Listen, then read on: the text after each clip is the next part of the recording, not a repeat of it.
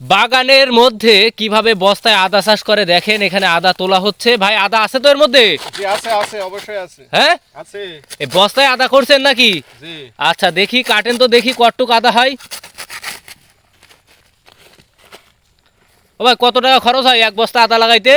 এ মাত্র 25 থেকে 30 টাকা। আচ্ছা আচ্ছা, মহিলারা করতে পারবে ভাই এই আদা? মহিলারাই তো আদা চাষ করবে, মহিলা বাসায় বসে বসে আদা চাষ করবে। তাই পরিশ্রম বেশি না কম?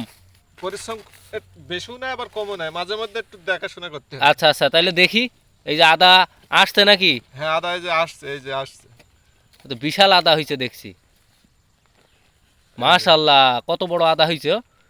দেখি দেখি, আরো তোলেন ভাই, ওই যে মাটি খোঁড়েন ভাই, আরো রয়েছে তো।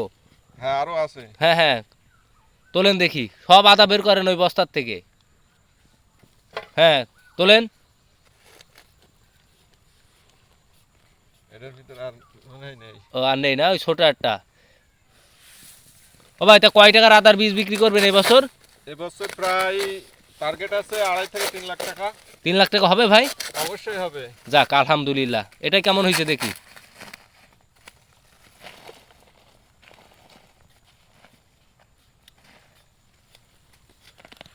বস্তায় এভাবে আদা করা যায়, আপনার মাথায় বুদ্ধি আসলে কিভাবে ভাই?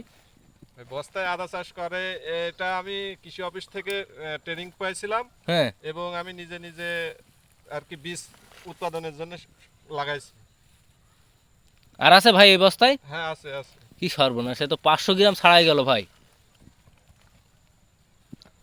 এই যে মাশাল্লাহ, আরো আছে। আরো আছে না?